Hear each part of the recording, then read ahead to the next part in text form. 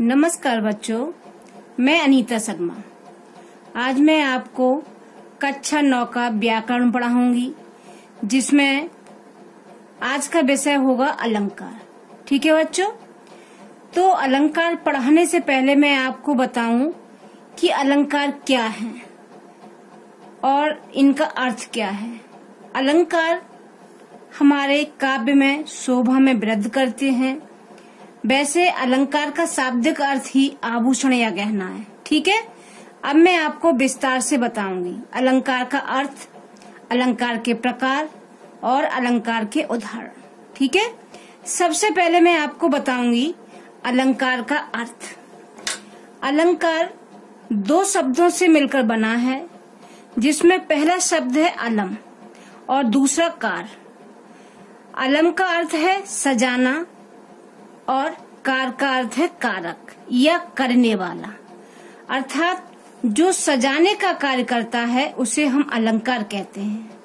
ठीक है, इसे हम दूसरे शब्दों में समझ सकते हैं, जो सजाने या शोभा बढ़ाने का कार्य करता है वही अलंकार होता है।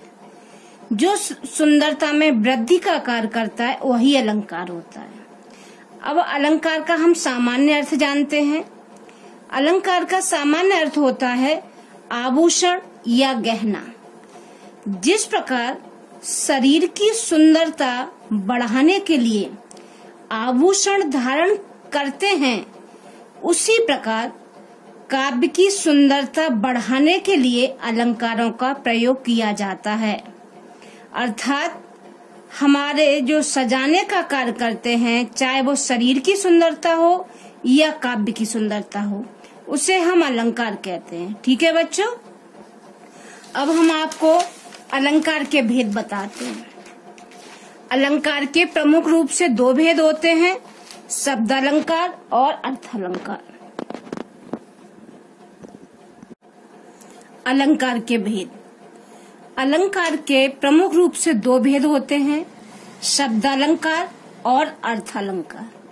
ठीक है बच्चों, शब्द अलंकार के 3 भेद होते हैं, अनुप्रास, यमक और श्लेष।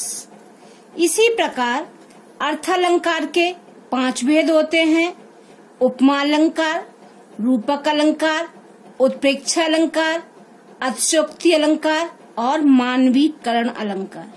ठीक है बच्चों, अब हम आपको शब्द अलंकार और अर्थ अलंकार एवं उसके भेदों को विस्तार से पढ़ाएंगे, है ना। अब सबसे पहले हमारा शब्द अलंकार। तो शब्द अलंकार जैसे कि नाम से ही पता चल रहा है, जब काव्य में या काव्यांश में शब्दों के द्वारा चमत्कार पैदा होता है, शब्दों के द्वारा सुंदरता आती है, वहाँ शब्द अलंकार होता है। इसे हम दूसरे शब्दों में जानते हैं, जहाँ किसी काव्यांश का सौंदर्य किसी शब्द या कुछ शब्दों पर निर्भर करता है, वहाँ शब्द अलंकार होता है। ठीक है, इसे हम उदाहरण के माध्यम से समझते हैं। जैसे कनक कनक सौगुनी मादकता अधिकाय, या खाए बौराए जग बा पाए बौराए। यहाँ देखिए, कनक शब्द 2 बार आया है, कनक कनक 2 बार शब्द आया है। यदि हम इस शब्द की जगह कनक का पर्यायवाची रख देते, जैसे कनक का पर्यायवाची होता है, एक का सोना होता है, दूसरे का धतूरा होता है। यदि हम उन शब्दों को यहाँ रखते तो काव्य में सुंदरता नहीं आती, काव्य का सौंदर्य नष्ट हो जाता। इसलिए इसे शब्द अलंकार कहा जाता है। अभी शब्द अलंकार के भेद हम आपको विस्तार से बताते हैं। पूर्व में हमने आपको शब्द अलंकार के 3 भेद बताए थे, अब हम आपको उनको विस्तार से बताते हैं। ठीक है, पहला अलंकार है अनुप्रास अलंकार। तो अनुप्रास अलंकार, जैसा कि नाम से पता चल रहा है, अनु मीन्स बार बार और प्रास मीन्स वर्ण। जब हम किसी वर्ण को बार बार रखते हैं, बार बार उसकी पुनरावृत्ति होती है, वहाँ अनुप्रास अलंकार होता है। दूसरे शब्दों में समझते हैं, जिन काव्य पंक्तियों में किसी वर्ण की आवृत्ति होती है वहाँ अनुप्रास अलंकार होता है। अर्थात किसी अक्षर की या वर्ण की आवृत्ति होती है, कोई अक्षर या वर्ण बार बार आता है, वहाँ अनुप्रास अलंकार होता है। जैसे रघुपति, राघव, राजा, राम। देखिए बच्चों, इसमें रावण की आवृत्ति हुई है, तो रावण की आवृत्ति होने के कारण इस काव्य पंक्ति में कितनी सुंदरता आ गई है। अब दूसरा उदाहरण देखते हैं। मदन महीपत मंदिर आए। इसमें माँ वर्ण की आवृत्ति हुई है। इसी प्रकार हम तीसरा उदाहरण भी देखते हैं। सुन सिय सत्य आशीष हमारी। इसमें सा और सा, इसमें सा वर्ण की आवृत्ति हुई है। तो अब आप समझ गए ना बेटा, अनुप्रास अलंकार जहाँ किसी वर्ण की पुनरावृत्ति होती है, बार बार कोई वर्ण आता है, वहाँ अनुप्रास अलंकार होता है। ठीक है बेटा। अब मैं आपको यमक अलंकार समझाऊंगी। यमक का शाब्दिक अर्थ होता है जोड़ा। जिन काव्य पंक्तियों में कोई शब्द दो या दो से अधिक बार आए और उसके अर्थ दोनों बार अलग अलग हों, वहाँ यमक अलंकार होता है। दूसरे शब्दों में समझते हैं, जिस काव्य में किसी शब्द का दो से अधिक बार प्रयोग हो और उस शब्द का अलग अलग अर्थ निकले, वहाँ यमक अलंकार होता है। आया ना समझ में? मैंने आपको बताया था कि यमक का शाब्दिक अर्थ होता है जोड़ा। तो जिन काव्य पंक्तियों में कोई शब्द दो या दो से अधिक बार आए और उनके अर्थ अलग अलग हों, हर बार अलग अलग हों, वहाँ यमक अलंकार होता है। उदाहरण देखते हैं। काली घटा का घमंड घटा। यहाँ देखिए बच्चों, घटा दो बार आया है और दोनों बार इनके अर्थ अलग अलग हैं। पहला घटा बादल, दूसरा घटा कम होना। ठीक है। दूसरा उदाहरण देखते हैं। 3 बेर खाती थी, बे 3 बेर खाती थी। अब इसमें बेर शब्द की इसमें आवृत्ति हुई है। देखिए, बेर शब्द 2 बार आया है, तो एक बेर का अर्थ है समय और दूसरा बेर का अर्थ है फल।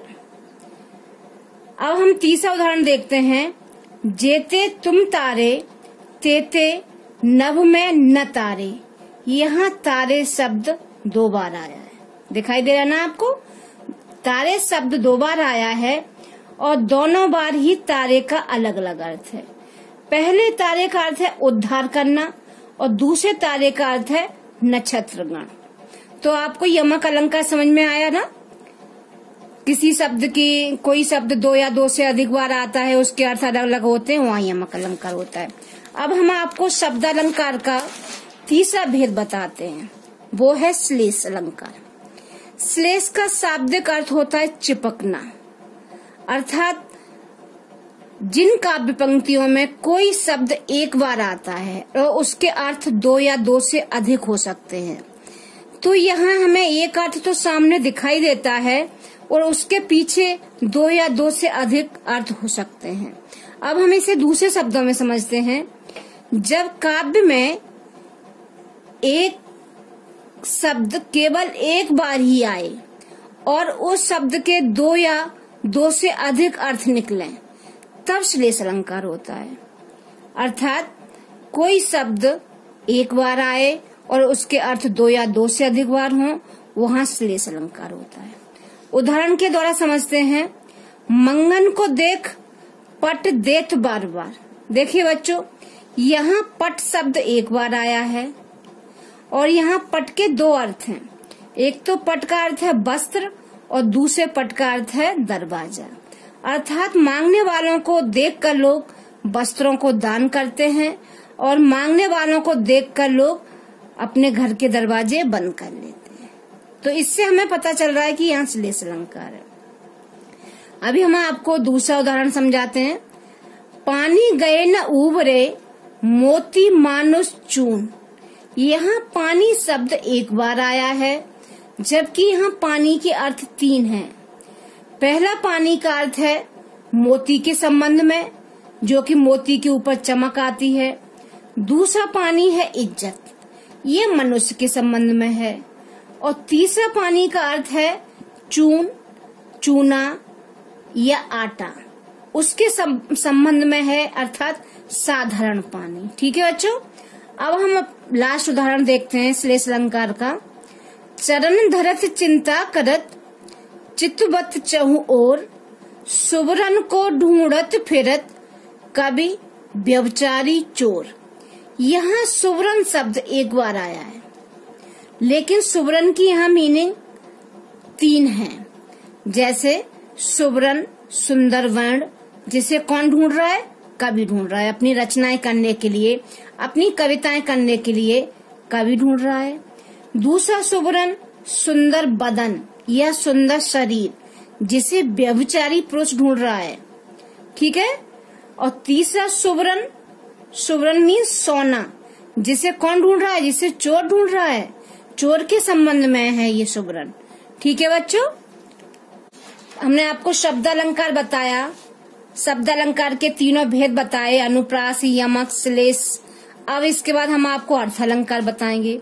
जैसा कि हमने शब्द अलंकार में आपको बताया था कि जिन काव्य पंक्तियों में शब्द के कारण सुंदरता पैदा होती है, वहाँ शब्द अलंकार होता है।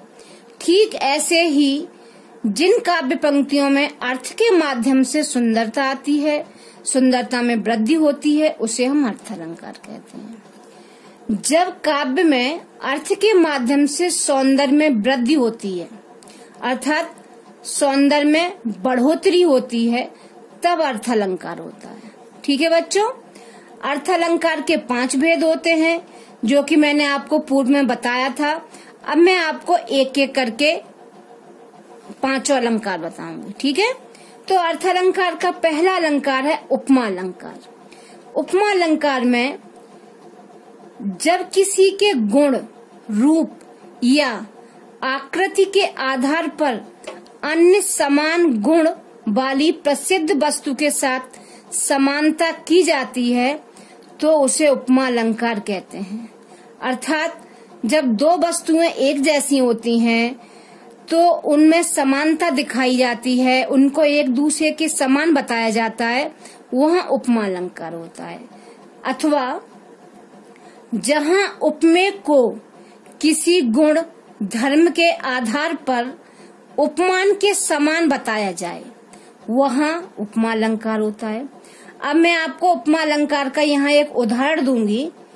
पीपर पात सरिस मन डोला, पीपर पात सरिस मन डोला। अब ये उदाहरण हम आपको जब उपमा अलंकार के हम अंग बताएंगे, तो हम उसमें आपको बताएंगे उसके अंगों के बारे में। ठीक है। तो उपमा अलंकार के 4 अंग होते हैं, जिसमें पहला उपमेय। उपमेय, उपमेय किसे कहते हैं? अब मैं आपको बताती हूँ उपमेय किसे कहते हैं। जिस प्रस्तुत वस्तु की समानता की जाती है, जिस प्रस्तुत वस्तु की समानता की जाती है, उसे हम उपमेय कहते हैं। जो मैंने आपको पहले एक उदाहरण बताया था उपमा अलंकार में कि पीपर पात सरिस मन डोला, उसमें मन क्या था? मन उपमेय था। ठीक है। अब दूसरा अंग है उपमान। उपमान किसे कहते हैं?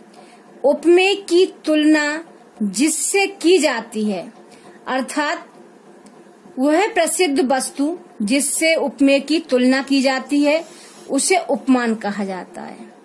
पूर्व में हमने आपको उदाहरण दिया था पीपर पात सरिस मन डोला, तो उसका जो पीपर पात है वो उपमान है। ठीक है। क्योंकि मन की तुलना किससे की गई है? पीपर के पत्ते से की गई है। अब उपमा अलंकार का तीसरा अंग है वाचक शब्द। वाचक शब्द वह होता है जो हमें तुलना करते हुए दिखाया जाता है। जिन शब्दों से हमें लगता है कि तुलना हो रही है, उसे हम वाचक शब्द कहते हैं। जिसके कुछ हैं सा, सी, सम, समान, सरिस आदि। तो पीपर पात सरिस मन डोले में जो सरिस था वो वाचक शब्द था। उससे हम उपमा अलंकार को आसानी से पहचान सकते हैं कि ये उपमा अलंकार है। जिन अलंकारों में जिन काव्य पंक्तियों में सा सी सम सरित समान शब्द आते हैं तो आपको समझ जाना चाहिए कि उपमा अलंकार है। आप इन पहचान के रूप में इन्हें याद कर सकते हो। अब उपमा अलंकार का चौथा अंग है साधारण धर्म। साधारण धर्म में उपमेय और उपमान की समानता जिस शब्द से बताई जाए उसे हम साधारण धर्म कहते हैं। अर्थात पीपल के पत्ते के समान क्या मन डोला है ना, तो डोला, यहाँ डोला शब्द साधारण धर्म है। ठीक है बच्चों, अब हमने आपको अर्थ अलंकार का पहला अलंकार उपमा बता दिया। अब हम आपको अर्थ अलंकार का दूसरा अलंकार बताते हैं, रूपक अलंकार। ठीक है, रूपक अलंकार जैसा कि आपको नाम से पता चल रहा है कि एक वस्तु को दूसरे का रूप दे दिया जाता है, उसे हम रूपक अलंकार कहते हैं। इसे हम दूसरे शब्दों में बताते हैं। रूपक अलंकार में दो वस्तुओं तथा व्यक्तियों में अभेदता को प्रकट किया जाता है, अथवा जहां उपमेय पर उपमान का आरोप किया जाए या उपमेय और उपमान को एक ही मान लिया जाए, वहां रूपक अलंकार होता है। उदाहरण देखते हैं, मैया मैं तो चंद्र खिलौना ले हूं। यहाँ चंद्र उपमेय पर खिलौना उपमान का आरोप है। समझ में आ रहा है ना। अभी दूसरा उदाहरण देखते हैं, चरण कमल बंदव हरिराई। यहाँ उपमेय चरण को उपमान कमल का रूप मान लिया गया है। उपमेय क्या है? चरण, और उपमान है कमल। तो यहाँ चरण को उपमान कमल का रूप मान लिया गया है। दोनों में कोई भेद नहीं है। चरण कमल का ही रूप हो गए हैं। जो चरण हैं वो कमल के समान हो गए हैं, वो कमल का ही रूप हो गए हैं। ठीक है बच्चों, अब मैं आपको अगला उदाहरण बताती हूँ। अब मैं आपको अर्थ अलंकार का तीसरा अलंकार बताती हूँ, उत्प्रेक्षा अलंकार। ठीक है बच्चों, जहाँ उपमेय में उपमान की संभावना प्रकट की जाती है वहाँ उत्प्रेक्षा अलंकार होता है।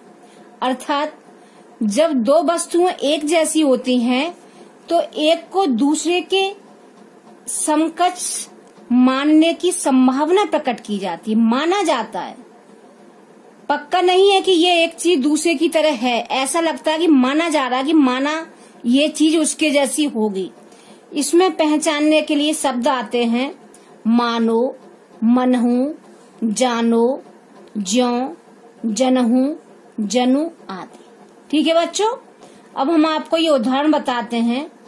सोहत ओढ़े पीत पट श्याम सलोने गात, मनहू नीलमणि शैल पर आतप पर्यो प्रभात। यहाँ श्री कृष्ण का वर्णन हो रहा है कि सामले शरीर पर उन्होंने पीले वस्त्रों को धारण किया हुआ है और ऐसा लग रहा है जैसे मनहू मानो नीलमणि पर्वत पर सूर्य का प्रकाश पड़ रहा हो। यहाँ माना गया है, यहाँ निश्चित नहीं है, यहाँ माना गया है कि ऐसा लग रहा है जैसे नीलमणि पर्वत पर सूर्य का प्रकाश पड़ रहा हो। ठीक है, अब मैं आपको एक उदाहरण और बताती हूँ। उस काल मारे क्रोध के तन कांपने लगा, मानो हवा के जोर से सोता हुआ सागर जगा। यहाँ क्रोध के कारण शरीर में कंपन होने लगा। तो ऐसा माना जा रहा है, कंपन होने से ऐसा माना जा रहा है कि जो सागर शांत था उसमें भी कंपन पैदा हो गया। ऐसा लगा कि जो शांत था उसमें हलचल पैदा हो गई है, ऐसा लग रहा है। तो ये उत्प्रेक्षा अलंकार है। अब हम आपको बताते हैं चौथा अलंकार, अतिशयोक्ति अलंकार। ठीक है बच्चों, जैसा कि आपको अतिशयोक्ति शब्द से ही पता चल रहा है, अति मीन्स होता है अत्यधिक और शोक्ति मीन्स होता है कहना। तो जब हम किसी भी बात को इतना बढ़ा चढ़ा कर कहते हैं कि संभव नहीं लगती है, वो संभव नहीं होता है, वहाँ अतिशयोक्ति अलंकार होता है। दूसरे शब्दों में बताते हैं, जहाँ किसी वस्तु या विषय की प्रशंसा अथवा निंदा इतनी बढ़ा चढ़ाकर की जाए कि मर्यादा से बाहर प्रतीत हो, वह अतिशयोक्ति अलंकार होता है। अर्थात किसी भी चीज को हम इतना बढ़ा चढ़ाकर कहते हैं कि असंभव लगती है, ऐसा लगता है ये हो ही नहीं सकता। अब हम इसे उदाहरण के माध्यम से समझते हैं। हनुमान की पूंछ में लगन न पाई आग, लंका सारी जल गई, गए निशाचर भाग। अब देखिए यहाँ हनुमान की पूंछ में लगन न पाई आग, आग लगने भी नहीं पाई थी, उससे पहले ही सारी लंका जल गई और जो निशाचर थे, जो राक्षस थे, वो भाग गए। ये कहाँ संभव है कि हनुमान की पूंछ में आग भी नहीं लगी, उससे पहले ही पूरी लंका जल गई और सारे राक्षस भाग गए? तो ये तो असंभव है ना। अभी हम आपको दूसरा उदाहरण बताते हैं। आगे नदियां पड़ी अपार, घोड़ा कैसे उतरे पार, राणा ने सोचा इस पार, तब तक चेतक था उस पार।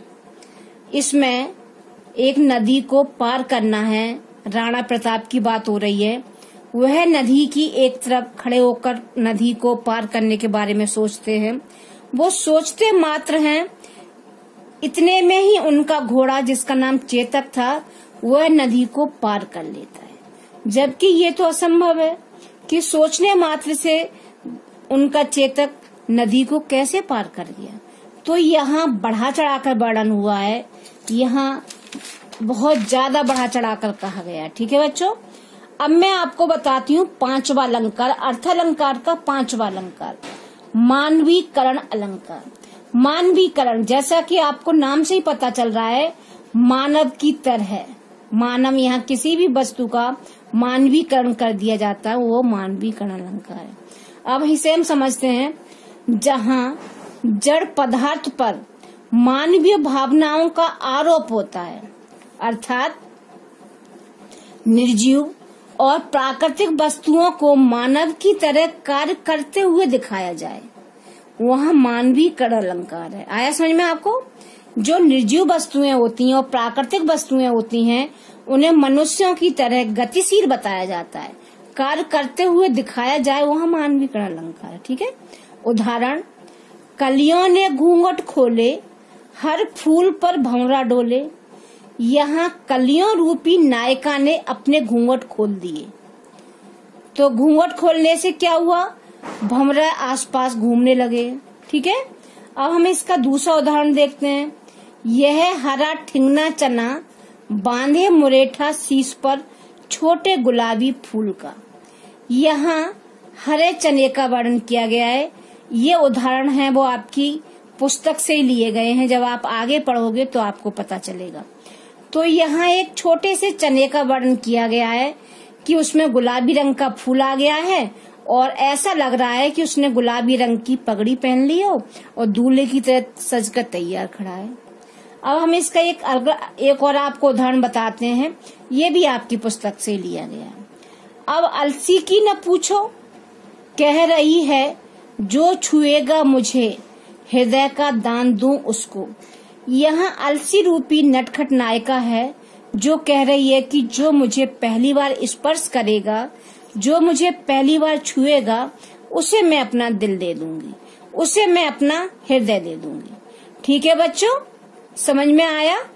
ओ नमस्कार।